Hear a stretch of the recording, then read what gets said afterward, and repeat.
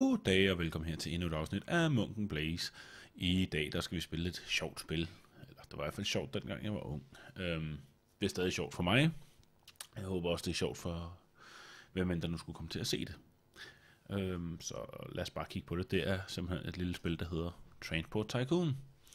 Jeg har her startet et spil op, for det tager lidt lang tid for den at generere en bane, når man laver den i så stor størrelse som jeg har gjort. Og det er meget stort, kan I nok se. Så stort så det hakker. Det er for at gøre det stort set uendeligt. Men lad os prøve. Det første jeg normalt starter med, det er at jeg finder mig et eller andet sted, hvor der er plads. Lad os bare sige her. Der er rigelig plads her. Det er et fladt område. Så skal man have bygget sit hovedkvarter. Det er meget enkelt. Man kan ikke gøre det, når det er pause, så man fjerner pausen. Sætter den på. Bum, så pauser vi lige igen. Jeg skal lige have valgt mig et nyt ansigt her. Jeg tror desværre ikke, der er nogen, der er skaldet. Men altså, det kunne godt ligne mig lidt. En lille smule. Eller ikke. Og så plejer jeg gerne at vælge farven. Bleggrøn hedder den på dansk. Det hedder den ikke. Den hedder vist nok teal på engelsk. Det er også lige meget, men det er i hvert fald den farve, plejer jeg at vælge. Så har vi et direktørnavn. Det må være Munken. Og så har vi et selskabsnavn, som så hedder Munken Transport. Således. Lige nu er min selskabsværdi 1 pund. Jeg ved ikke, hvor tydeligt det er på skærmen. Jeg håber det meget, at det er tydeligt nok, at man kan se, hvad der står rundt omkring. Men 1 pund. Okay, så plejer jeg som det allerførste åbne kortet, efter jeg har bygget min hovedkvarter. Vi gør det lidt større. Så kan man se en hel masse her. Men så kan man vælge industrier. Og jeg plejer at sætte den hurtigste indtjeningskilde. Jeg skal se, om jeg kan finde grafen. Hvor er det nu, den er henne? Det er ikke der. Der. Graf over leveret last. Det er ikke lige den, jeg skal bruge. Det er længe siden, jeg har spillet det her spil. Afkast. Nej. Hvordan er det nu, man gør? Det står her et eller andet sted. Lastudbetalingsrate. Der kan man se, hvad det betaler, hvad man får for tingene, man afleverer. Det her, det er beløbet, du får, og det er, hvor meget du får over det antal blok, du bevæger dig. Eller dit antal dage, du bevæger dig. Og det, der har bedst afkast, det plejer det i hvert fald at være. Skal jeg se, om jeg kan finde det. Fjerner lige alt det andet her. Jeg se, kul falder ikke så langt på den der. Så vi finder en kulmine et eller andet sted. Jeg kan så huske, kulminen er sort, så vidt jeg husker. Det står hernede. Det er så alle dem, der blinker nu. Så skal vi finde en kulmine, der er i nærheden af et kraftværk. Det er en hurtig måde at tjene en hel masse penge på. Hvis vi er smarte, finder vi et sted, hvor der er et par stykker. Jeg pillede ikke næse. Min næse klød på ydersiden. Det var på ydersiden af næsen. Lad os se. Det kan godt tage lidt tid at finde det helt perfekte sted at starte, men det bare for at det ikke skal tage flere dage for mig, så finder vi bare et. Der er sådan cirka noget der omkring, ikke? Jeg vil sige, der er en kulmine der, og der er en kulmine der. Og der er et kraftværk der. Det vil sige, at jeg skal transportere derfra herover og derfra herover. Det gør vi ved at bygge en togbane. Yes. Vi skal have den til at vende den her vej, og vi laver den med, lad os se, 4 spor. Spiller stadig pause. Så fjerner vi pausen. Bum. Således. Så har vi bygget en station. Så skal vi bygge nogle stationer ud ved dem her også. Og der plejer jeg personligt fremtidssikre, du ved, bygge en 2-sporet station. Den skal vi nok have bygget den anden vej, så den bygger vi sådan. Den kan også tage imod 3, så kan det faktisk godt være, at den skal være lidt større, hvis nu vi har tænkt os at bruge den med træet også. Og det har vi jo. Vi tænker jo fremad. Så er det ikke sværere, end når man bare lige tager. Bum. Bum. Så bygger vi. Og det samme gør vi herovre.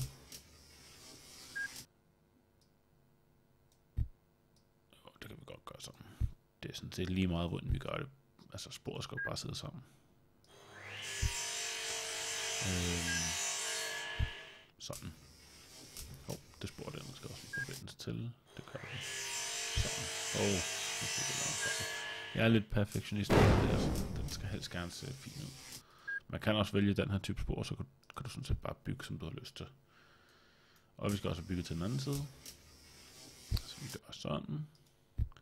Grunden til, at jeg vælger at lade dem køre på et spor, det er simpelthen for at spare plads. Jeg synes, det er sjovere at få den til at fungere, hvor man har signaler og sådan nogle ting også. Og når vi snakker om signaler, så vælger man en signal. Der skal man vælge standardsignal. De andre der ved jeg faktisk ikke, hvordan det fungerer, men jeg ved standardsignalet, hvordan det fungerer. Så når vi sætter dem sådan der, så retter de selv ind efter, om det er med, hvad signalet viser, når man er inde. Det viser som regel stop, hvis der holder et tog på den anden side af signalet. Det plejer det i hvert fald godt. Jeg beklager, det er ikke med vilje, jeg sidder og banker hånden ned i bordet hele tiden, men jeg sidder meget tæt på bordet. Det jeg bygger her, det er en, et depot. Og i depot, der kan vi selvfølgelig bygge køretøjer. Vælger selvfølgelig altid det dyreste, det er det, der kan køre hurtigst. Og det, der kører bedst, kører vi et af. Og vi køber 3 kulvogne. Jeg tror godt, vi kan bruge 3 der. Så vælger man, jeg stopper lige den der, sådan tager man, det skal gå til herover på den station, og det skal gå til den anden station derover. På minestationen sætter vi den til, at den skal lave fuld last af al fragt. Det vil sige, at toget kører herover og holder og venter til det er helt fuldt. Altså får vi ikke så stort afkast ud af det nemlig. Så siger vi start. Så kan vi lige åbne den der igen. Og så kan jeg sige klon tog, fordi jeg vil gerne have 2 tog til at køre der. Bum. Så er der et ekstra. Så kan vi også starte det. Så kunne det gerne køre derover også. Lige om et øjeblik. Hvis nu vi tager togene herover i hjørnet, kan vi holde øje med dem. Man kan sætte farten lidt op, så det går lidt hurtigere. Cirka dobbelt hastighed. Det går meget langsomt, men det går en lille smule hurtigere. Der kan vi så se. Jeg zoomer ind. Det er lidt så meget. Så gør jeg sådan tallet. Så for 1,5. Nu er næsten op på 100% her. Det er det kul, der bliver lastet. Og den siger 100. Så skal toget gerne køre herover. Og nu kan vi så bare gøre det samme over på den anden. Nyt køretøj. Vi tager damplokomotiv, og vi vælger 3 kulvogne. Jeg vil den være åben den her gang, så ikke lave samme fejl som før. Gå til minerne. Og gå til kraftværket. Så tager vi minerne og siger, at vi skal have fuld af al fragt. Således. Og så kører vi. Så kloner vi toget. Det er ikke sikkert, at jeg har råd til at klone toget. Nej, jeg har ikke. Vi skal lige sætte farten lidt ned her. Hvor meget er det? Det koster 25.500. Det vil sige, at man kan gå hen. Så kan vi låne lidt penge. Så låne 100.000. Så kloner vi toget og siger start. Man er nødt til at bruge penge for at tjene penge. Sådan er det. Og det kører så som det skal. Vi sætter lige farten lidt op her. Jeg ved godt, det kan være lidt kedeligt. Jeg har også tænkt mig, at jeg skal farten op på lige det her sted, hvor man laver så meget. Men jeg kan da sige skål i mellemtiden. Det er kun vand.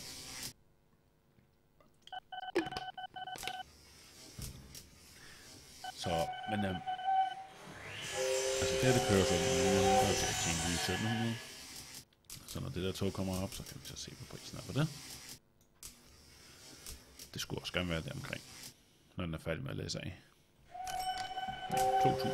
Det er også fint. Nå, vi har så et tagværk herovre. Vi lukker lige på den der. Så ikke vi bliver forvirret. Så jeg gerne køre dobbelthastighed, for det går kun dobbelthastighed, så det er til at følge med i, hvad der foregår. Den kræver 3. Vi har 3 her. Det er en skov. Sjovt nok. Så vi skal bare have togene herfra og derover. Det gør vi simpelthen ved at bygge en station. Vi havde den her fremme. Vi bygger en med 2 spor. Det er sådan det bedste lide. Og det er så her, hvor det bliver rigtig sjovt. Nu skal man bygge en bro, og det skal gøres på en lidt speciel måde. Nu har jeg gjort forkert. Bum. Jeg starter med at bygge broen. Der skal man vælge broen. Det er ikke bare med at føre jernbanen over, man bygger broen, vælger hvilken type bro man vil have. Jeg ved jo så, at senere i spillet, det er som langt ud i fremtiden, der får man tog, der kan køre lidt hurtigere, så det er selvfølgelig smartest at vælge den bedste bro, man kan bygge. Som den der. Så er den klaret lidt, så kører vi sammen her. Bum. Og så kører vi herover. Så skal vi lige have lavet en fixfakseri her med at få det rundt om der. Nogle gange kan det også gå skidt. Men det går nok. Jeg har trods alt prøvet det et par gange. Så jeg ved nogenlunde, hvad jeg laver. Altså, her har vi så. Skal vi sætte nogle signaler. Sådan. Her har vi så et meget langt stykke, hvor der kører. Så for at togene de kan køre forbi hinanden, så plejer jeg gerne at bygge det man vil kalde for en teknisk station. Sætter du nogle signaler. Det den gør, det er, når der kommer et tog, hvis toget er kørt heroverfra, samtidig med at det er kørt heroverfra, det kan de jo ikke oprindeligt, peger på skærmen. Det er meget dumt. Det er jo det her, I skal holde øje med. Hvis der kører tog heroverfra, og kører tog, så vil der ikke kunne køre noget tog heroverfra, før det er kommet hele vejen. Så når det kører herfra, så kan det også køre herfra, så venter de på hinanden her, i stedet for. Vi lukker lige den der. Og det er jo smart. Man skal huske vælge den rigtige vej i sporet, så skaber det nogle andre problemer, men jeg har jo gjort det en gang, så det er jo ikke, gør jeg jo bare sådan. Jeg tænker ikke videre over det. Det skal have en trævogn. Det er meget vigtigt, at man husker at vælge den rigtige type vogn at køre med. Den skal gå til skoven. Og den skal gå til... I skoven skal vi have fuld last. Og så kan vi sige start. Og så siger vi klokken. Sådan der.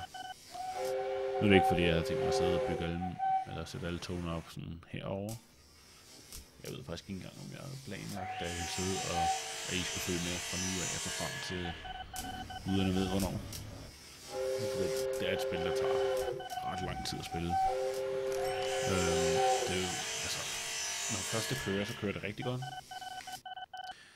Næste mål her, det vil jo være, at man selvfølgelig ikke får lånt alt for mange penge, og så får tilbage betalt alle pengene, så ikke man har et underskud i slutningen af sit budget. Men det går nok. Indtil videre, så sker der ikke så meget ved det. Skål. Jeg burde faktisk tage mig en kop kaffe, men det er noget helt andet. Jeg tror, det her kommer til at køre sådan nogenlunde som en start. Det man så gør, lukker lige alle de her ned. Jeg behøver ikke at se på alle togene herude. Det var bare for lige at vise, hvordan det fungerer og hvordan det kører. Så tager vi kortet. Sætter kortet ned. Gør kortet lidt større. Her der kan vi jo se, hvor bliver jeg. Jeg er der. Det er hvor jeg er på kortet. Man kan se, at jeg er markeret med de sorte streger rundt mellem de forskellige ting, der er.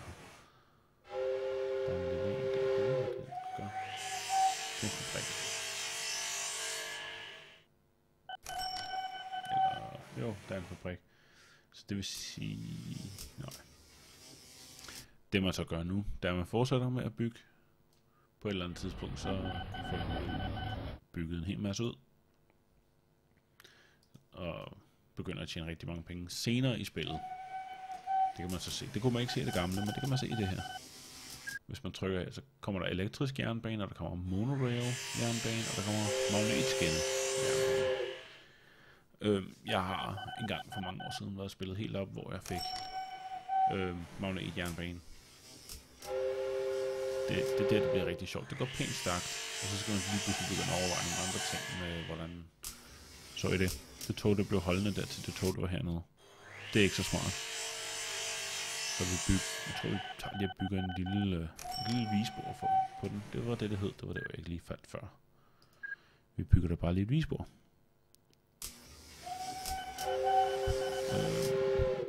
Sådan. Og så sætter vi lige signaler. Det er så det gode ved det, at den husker på, hvilke signaler jeg har brugt sidst. Jeg tror, at den ville godt kunne finde ud af det sådan noget der. Jeg er ret sikker på.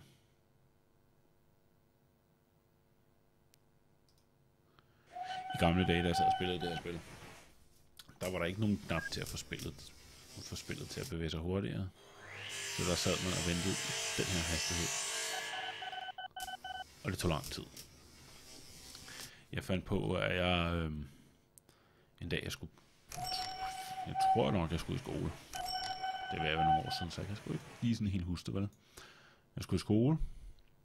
Jeg sad, og så satte jeg spillet i gang, inden jeg tog afsted hjemmefra. Jeg vidste jo, at det ville stå og tjene penge til mig. Og så lod jeg det stå hele dagen. Da jeg så kom hjem, så havde jeg tjent rimelig mange penge. Men det er ikke noget jeg sådan gør mere. Nu spiller jeg det, og så sætter jeg den op på dobbelthastighed, og så går det trods alt lidt hurtigere. Men det er sådan, man gør. Jeg ved egentlig ikke, om det er noget, der er interesseret eller interessant for jer at sidde og kigge på.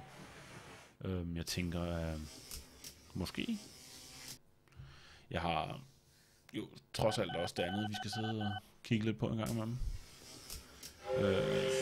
Jeg har flere videoer i tankerne.